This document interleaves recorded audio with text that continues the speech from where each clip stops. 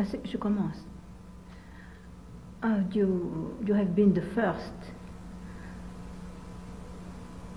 from the Western media to have asked me, to have forwarded to me that question: what happened in Vietnam and what was wrong? Because you are the first, I have accepted immediately to receive you. Because for nearly 2 decades, no one cared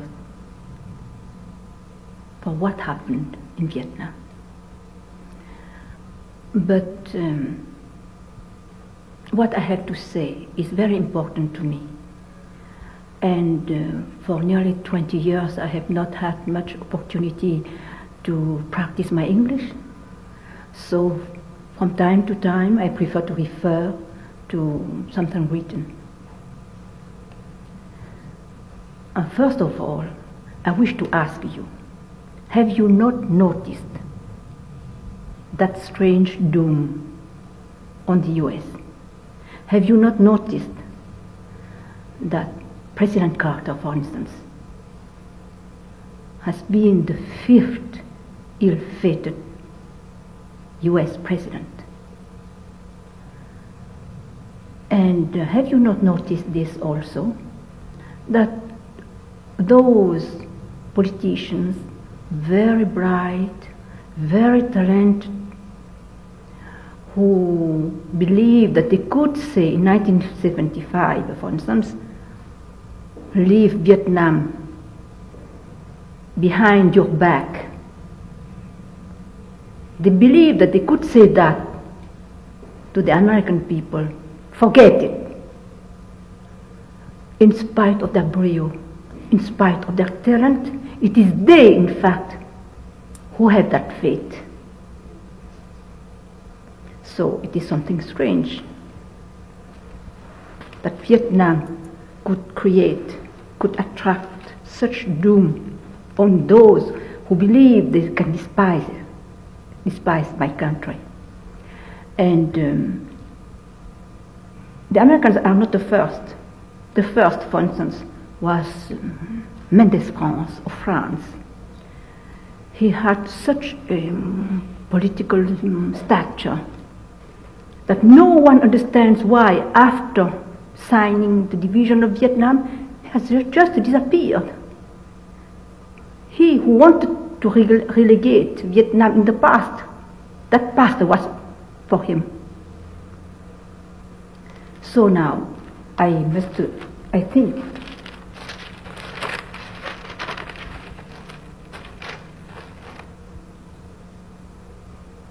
for that doom started with the division of Vietnam. Why? Because colonial France at that time could have transmitted the country in its entirety to its legitimate power. But instead, it took advantage of a lost battle, while it has not lost at all the war.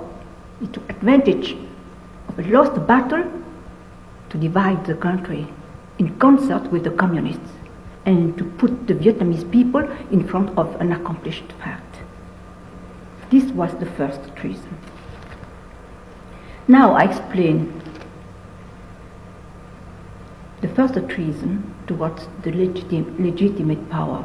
Now I must explain why the legitimate power is so important, because I see very well that for the West, you know very well what means the importance of legitimate power. But you behave, you act, excuse me when I say you, yes, but that means in a general way. But really the West behaves as if we, the third world, we have no sense of a legitimate power. That for us, what does it mean for that any head is good? In fact, we must have a sane head if one wishes the Holy Spirit to express itself through it. To have a sane head, what does it mean? It means that the power must be legitimate. Legitimate means duly elected. That means that that power must accept peaceful confrontation with the one which preceded it, and all those who accept to have people's votes without resorting to violent means. In Vietnam, the only power to have fulfilled those conditions was the government of President Ngô Đình Nhu, because he was the only one to have accepted peaceful confrontation with Emperor Bảo Đại, who preceded him. And after him, no one has dared, after his murder, no one dared to accept peaceful confrontation with the one who ought to have been elected in his place in case of his disappearance, according to the constitution of the Republic of Vietnam founded by him. So when one says that Ho Chi Minh has obtained the abdication of Bảo Đại, for instance, what does it mean? He obtained this through coercion, because Bảo Đại returned 4 years after to challenge him. So the only legitimate power of Vietnam was the one assumed by President Ngô Đình Nhu, and it was precisely that one that the U.S. It was precisely that one who was beheaded by the U.S. So now I think that you begin to understand why there is that doom on the states, on its head, after what it has been done in Vietnam.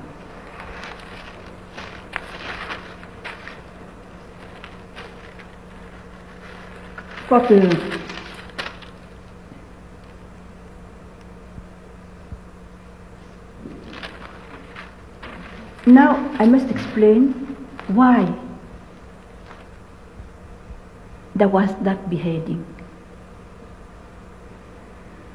I'm sorry to recall. It's not beheading,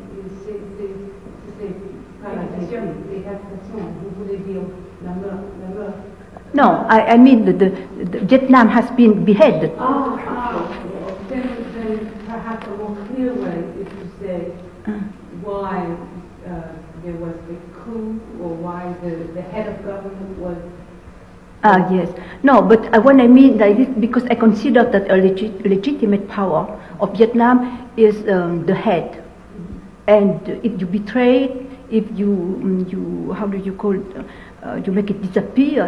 It is exactly as you have beheaded Vietnam. The whole country. Yes. Yes, that Vietnam is a human being. One can say its legitimate power is its head, and when you betray it, you attack it. It is as if you have beheaded it. You see. Now I explain why there was that thing, and in fact, it was only that after the Bay of Pigs, after the Berlin Wall, after the Cuban missiles affair, after these 3, we can say, blunders, the U.S. government believed that it had to recoup some prestige with my country, citing a Cuban missiles affair. People may be amazed because it has always been presented as a prowess, but in fact I don't think so. I think that even for the U.S. government, they understood that it was not at all a prowess, because I believe that the US government was deceived by the Soviets, who, incapable of defending Cuba, succeeded to obtain that pact of non-aggression on the island in exchange of the withdrawal of a few missiles. Stop. So I consider that the US government of that time was deceived by the Soviets because they were absolutely incapable to defend Cuba, and they obtained, in exchange of the withdrawal of a few missiles, no one knows if they were made of tin or not, because for their use. So one can say that they obtained it with very little price, that pact of non-aggression. So I think that because of all these failures, blunders, the US government of that time could not resist, was too tempted.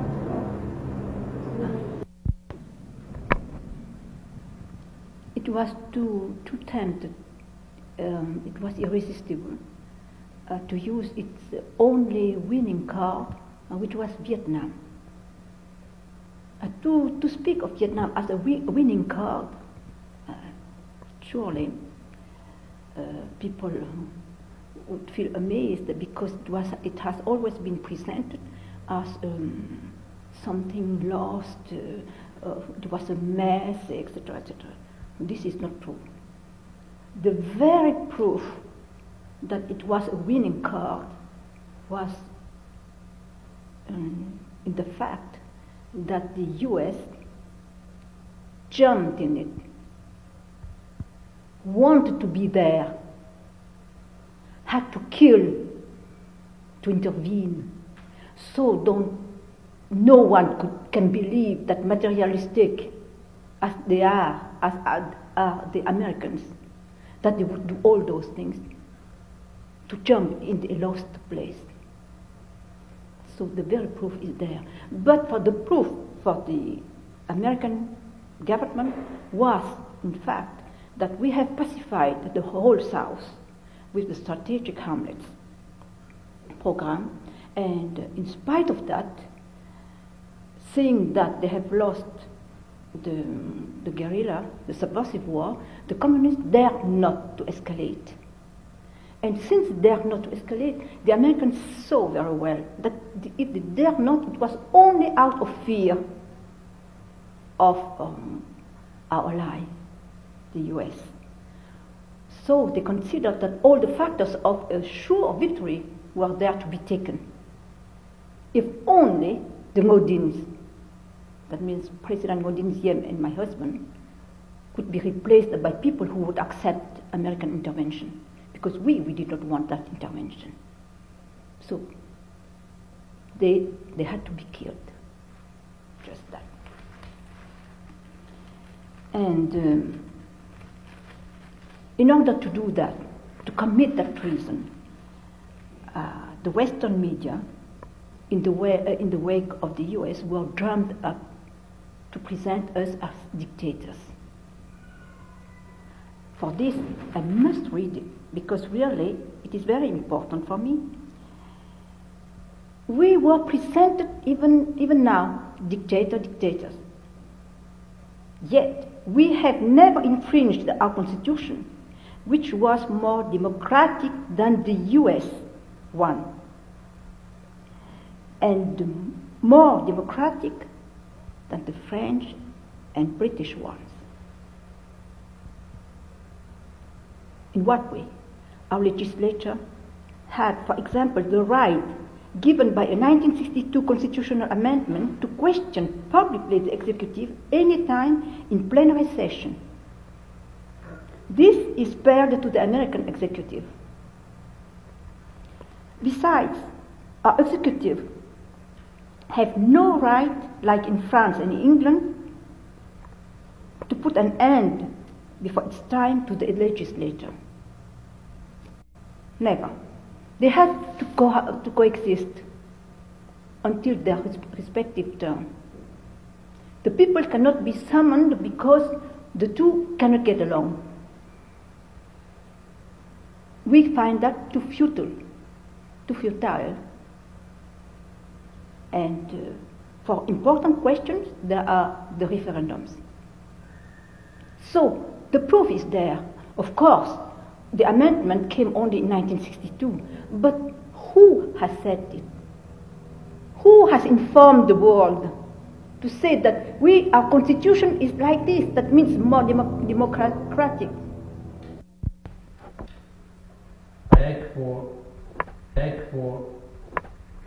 Of course, we did not have much time to apply our amendment, but at least it was there. So it is absolutely dishonest to present us as dictators, while we have never infringed our constitution. There is no proof of any wrongdoing from us towards our constitution.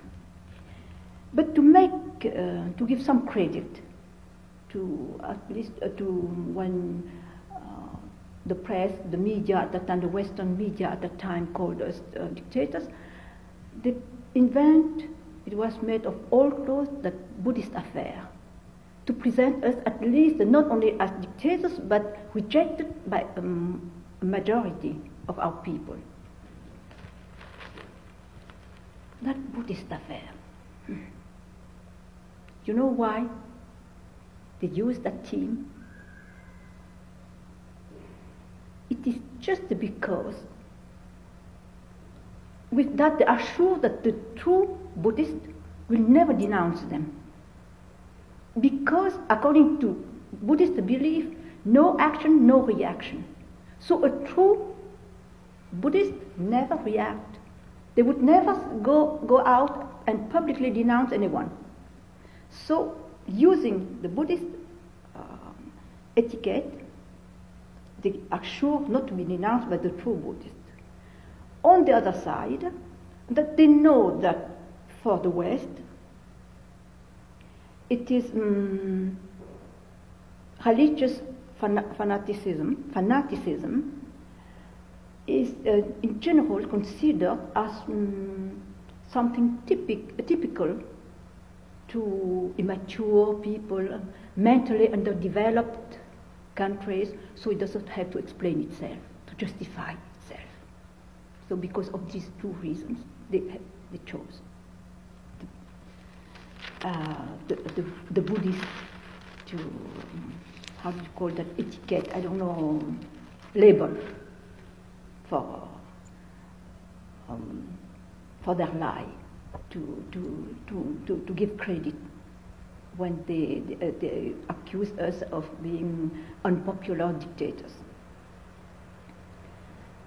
But it was enough for us to arrest a few agitators and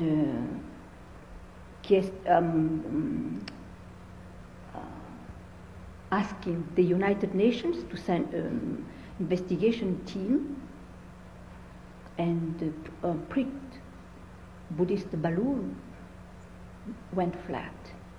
Because of that, the US government considered that it has lost the faith and decided to finish with the legitimate power. Vietnam with a so-called putsch, in which President Ngô Đình Nhu and my husband were assassinated. Now I go to the second treason. The second treason came with on January 27, 1973, in Paris, 12 nations, among them the highest, the greatest powers of the world, Soviet, China, of course the US first, Soviets, China, France, England, and so on. 12 gathered very solemnly in Paris to sign to guarantee the right of the Vietnamese people to choose their legitimate power under international control. In spite of that, that treaty, international treaty, has never been respected. Why? All those who have signed it behave as if General Jiao Min, who surrendered in 1975 to the communists, represent Vietnam. Since he represents Vietnam, he has surrendered, the affair is closed.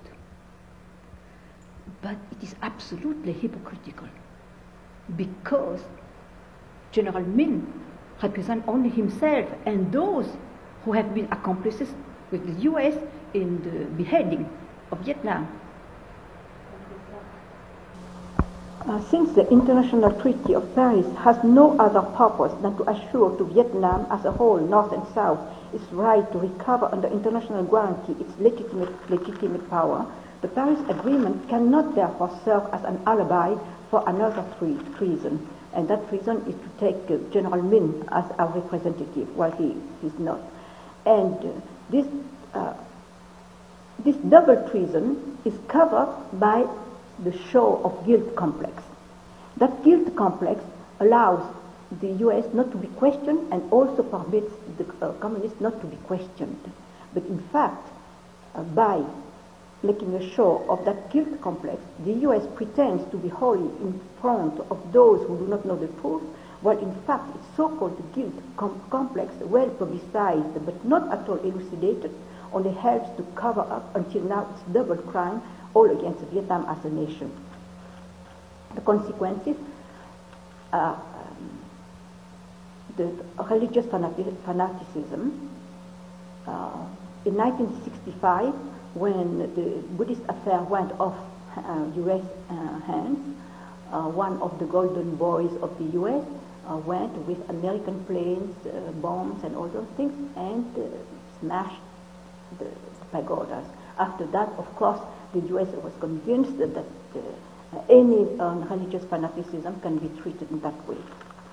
The second consequence is it is that the US embassy in Saigon has been used as a center for subversive war, undeclared subversive war against Vietnam, to destabilize the country, and including the murder of the legitimate chief. I don't know what was done in Iran, but I consider that the role of the diplomats are not to cover an undeclared subversive war, because it would be too unjust for them to have their life endangered because of that. That's why I think that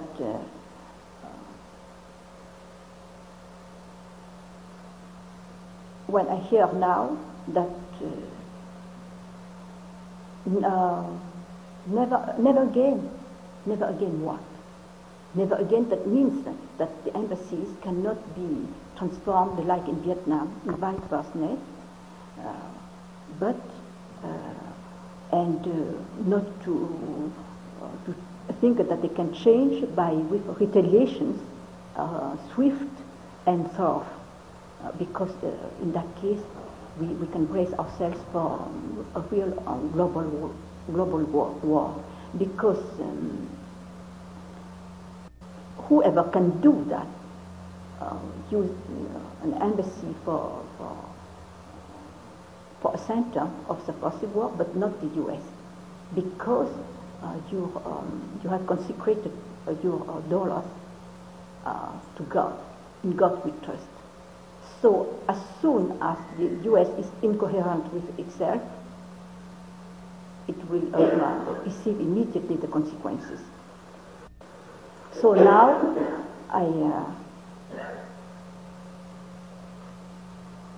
you can put up your questions.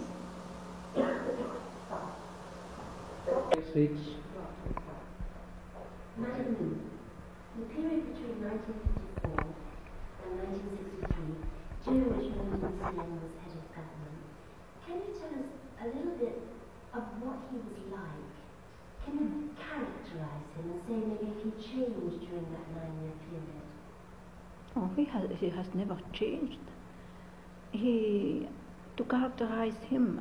I can say that he was a just man, a just, like in the Bible. That means he could err, but he always wanted to make amends immediately. And that's why I consider that it was a crime from the West to have condemned him, to have killed him, without giving him the opportunity to even answer, to speak. Because at that time, you do not know that thing. He asked, but what's wrong? What would you like me to do? And you know what was said to him? The first ambassador, Ambassador Nolting, was dismissed in an impertinent way because he did not go along with the methods of the U.S. embassy at that time. He was replaced by another one. That one, at the question of President Diem asking, what's wrong? What must I say? Must I do? Just say, nothing. Just keep quiet. Don't say anything. All this is mounted by the press, by the media. Leave us, we shall arrange it. And it is just for him to keep quiet and to be murdered, to be stabbed in the back without speaking. What about your early impressions of the Americans? when they were first there, did you feel they knew what they were doing? My first impressions of the Americans, at first I was very, how do you say, bien intentionné, means I have the best prejudices for them. I consider that they are genuine people and with whom one can get along very well. There is no problem. But people like Colonel Lansdale, who was giving Diem advice at the time, for instance. Yes, Colonel Lansdale, I must say that I don't know him very well. I don't know him very well. I met him a few times, but I think that really for the President Ngô Đình Nhu met the Americans, and genuinely he likes them. He considers that he could get along with them.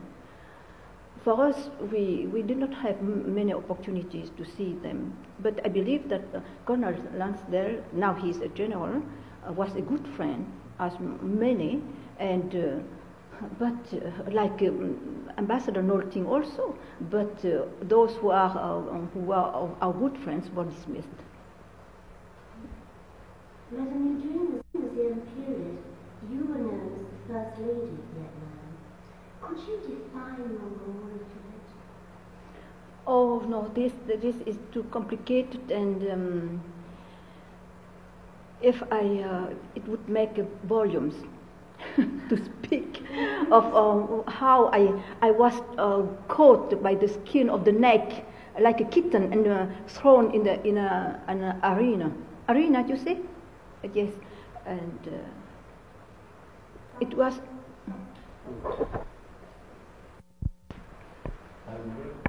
Excellent. Madam, during the Diem period, you were known as the First Lady of Vietnam. Could you define your role for us? My role?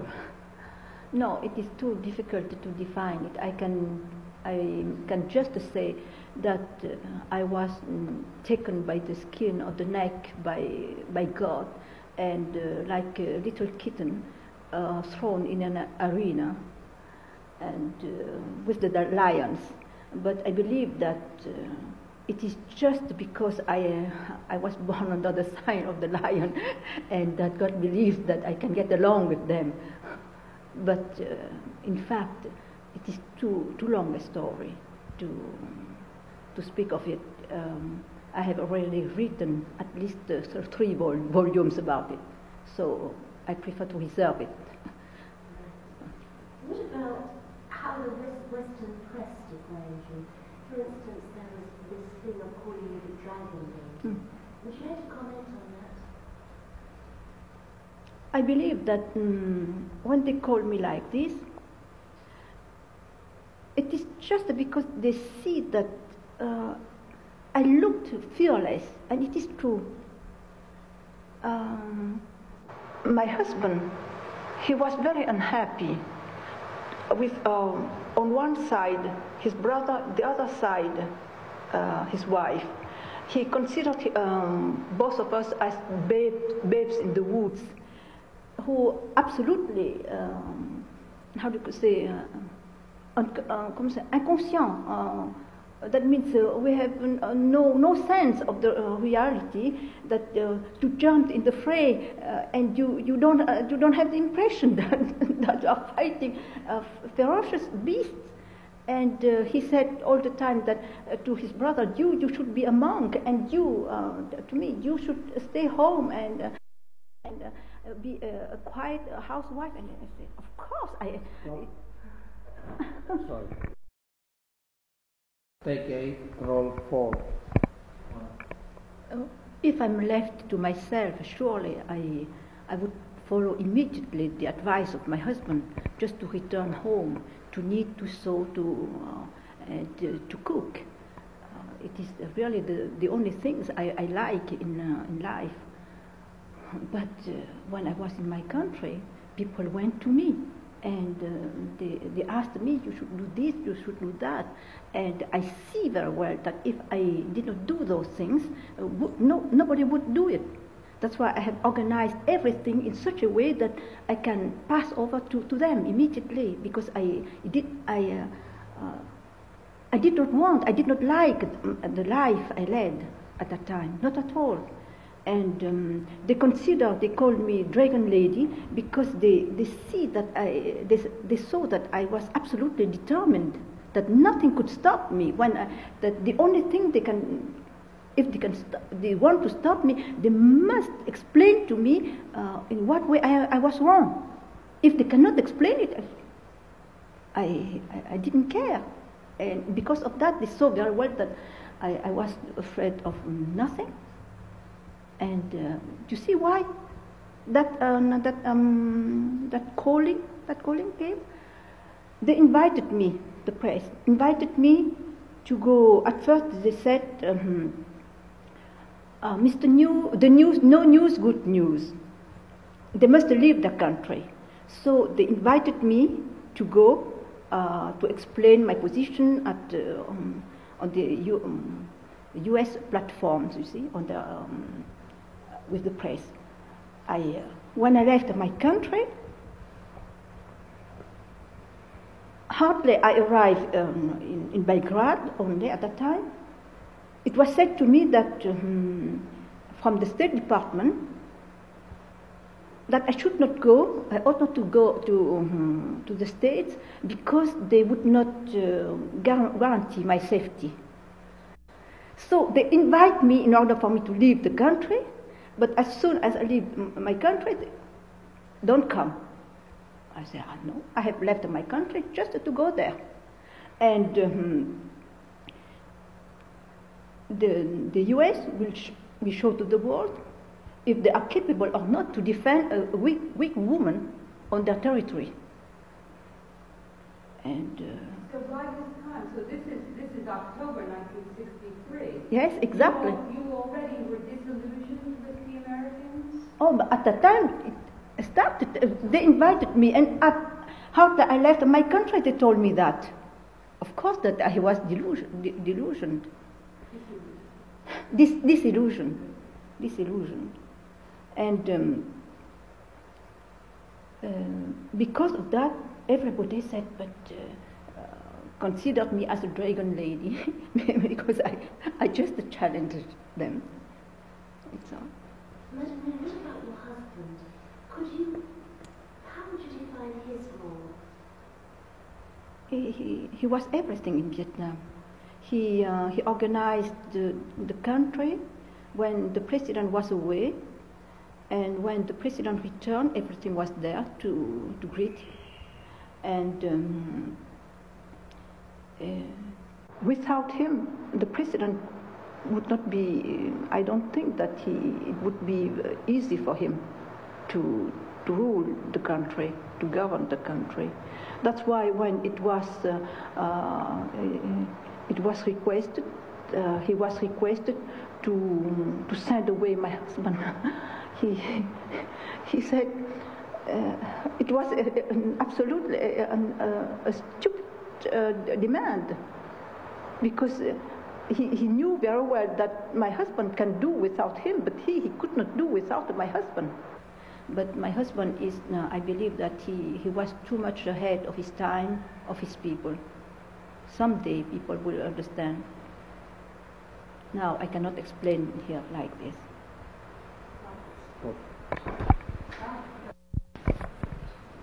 Take 9. We've talked a bit about the Buddhist crisis in 1963. During that time, there was a quote which you allegedly made, which had a lot of play in the Western press. A quote in which you allegedly said that you were happy when the Bonzes barbecued themselves. Could you comment on that quote? Oh, but I had just to comment about what I said on the Buddhist. I had the opportunity to do it several times, and the only thing I can say that everybody, if they are confronted or things like that, they finally have to go to the same solution. That means with people mad of glory or false glory, who accept to be drugged and to be burned to death, and for rights which have never been contested by anyone, and what to do to stop them accepting to be murdered by the plotters. The only thing I could do at that time is to ridicule them. Because as long as it was emphasized as something absolutely deserving of praise, of course there will be always people mad of false glory who would accept it. I had to do the contrary. Madam, who was behind Buddhist crisis? I believe that at first it was the communists. But it would never be able to inflate at that proportion without the help, without the aid of the Americans, of the media, Western media. So after it has become absolutely an American affair, and after the murder of the Modins, when it went off hands, they had to bomb it. From about August in 1963, there were already rumors of coups and counter-coups. Madam, could you explain why you felt that the situation was secure enough at that time to leave the country? In 1963,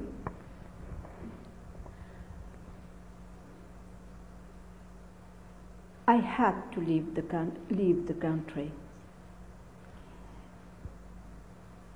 It was, for me, I could, because as I already told you, I have always organized everything in order for people to do without me. So for my own occupations, for my women's movement, I could leave. It was all organized in that way. And I have a mission, which was to prevent them. If I could not prevent them to commit the crime, at least my mission was to do in such a way that that crime could not be perfect. So I had to go to tell first, to say, things are like this. So if it happens after, you will know that it is all premeditated. In your opinion, who was responsible for the 1963 coup?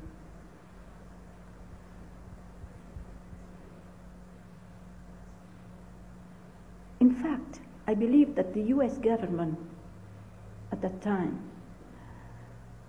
if it has not committed so many blunders, so many errors, Bay of Pigs, Berlin Wall, Cuban missiles, it would never do it, that coup. But after 3 mistakes, like the ones I have just cited, it had to do something in Vietnam to, to own Vietnam. And for them, all the factors of success were there. They considered that they could not leave it to us, but what they have done was exactly to rob the poor. That's why there is that doom on them now. Who was responsible for the deaths of your husband and your brother-in-law?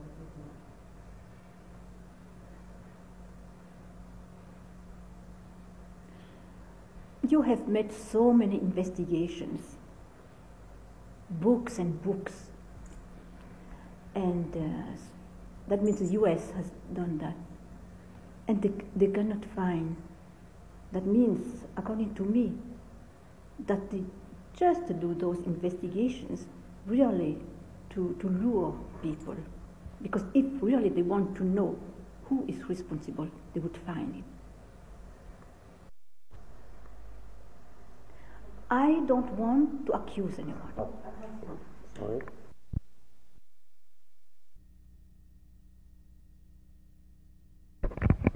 Take 10, roll 5. I do not want to accuse anyone.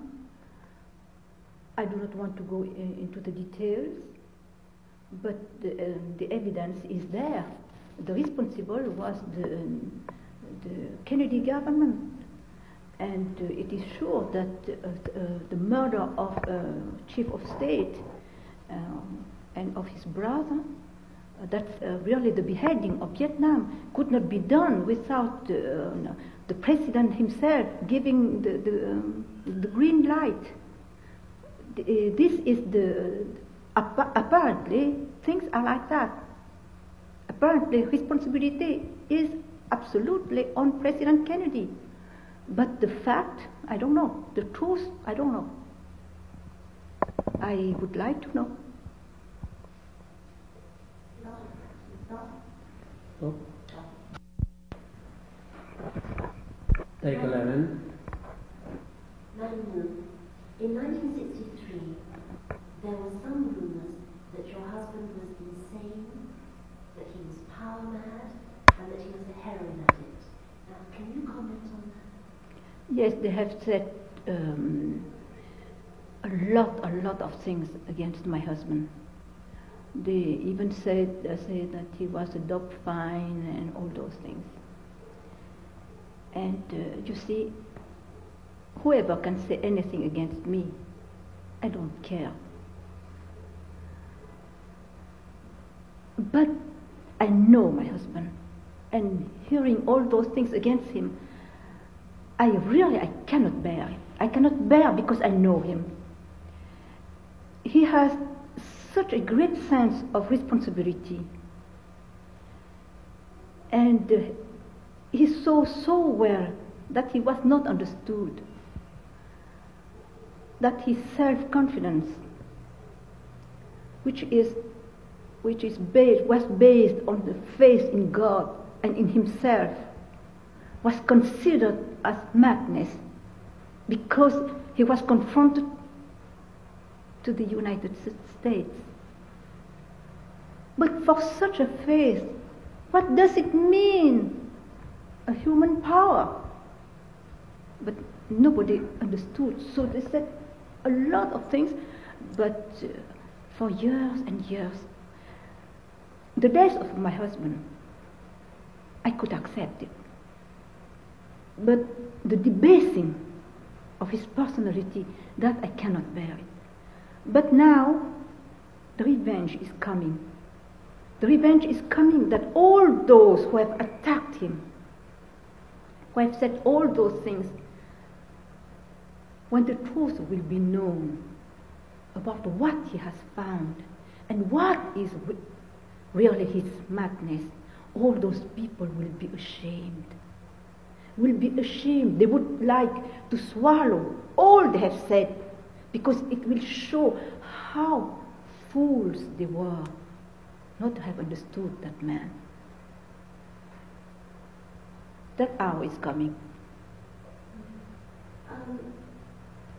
There are also rumors that because your husband felt so betrayed by the Americans, that he made overtures towards the North Vietnamese communists.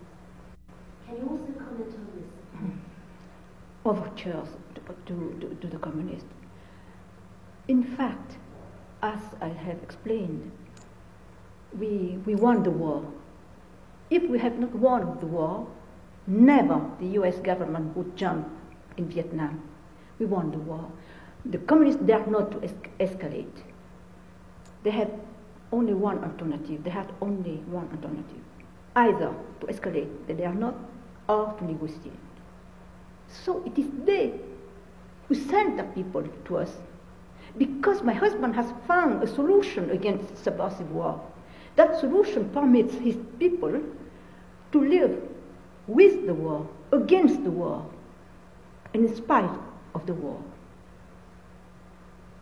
And because of that, the communists could not do anything.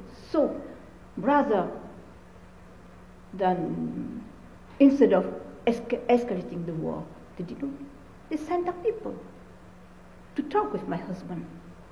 And this was turned over against my husband, as if he made the first steps. Not at all. This is a lie. Not at all. It was they who made the first steps. What did he say to them? He, at that time, we just started to talk with them, to know what do you propose. And they arrived, in order not to lose face, because we did everything at that time to make things easy for them. So they arrived, and they just asked, what are your conditions for your open arms program? That means it was translated in open arms program, but in fact, Tiêu Hoi means the return of the prodigal brother. So we said to them, we shall kill le veau gras, that means for the prodigal son, they killed the veal, the fat veal. But we told them, we shall kill the fat veal.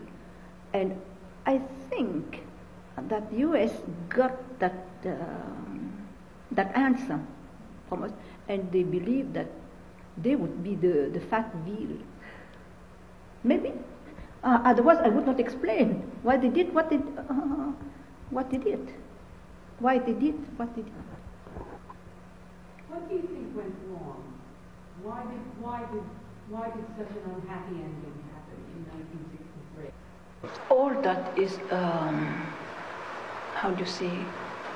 arrogance. Comes from arrogance. The US was convinced it possessed the truth and was full of contempt for.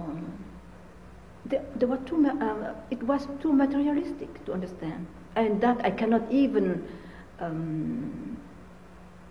accuse them or be too bitter against them, because I must say that even our own people did not understand anything. A lot of our people did not understand anything. Or the materialistic, they considered that my husband was absolutely insane to despise all that material strength and to cling to his solution. But it was just a misunderstanding out of arrogance on one side and a kind of lack of clever of intelligence on the other side. Because for the Americans, I believe that it was arrogance, but for our own people, I believe that it was just a lack of intelligence, immaturity. You had something that you wanted to add about this. Yes, my last, the message really, I want to forward to the American people is just this. Don't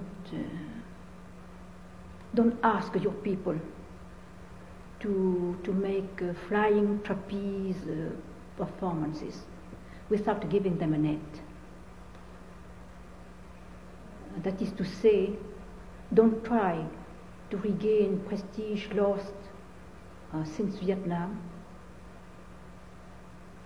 with the build-up of a frightening force of dissuasion while ignoring God's laws and His Christ teaching. So the US must really accept the truth about Vietnam first and make amends.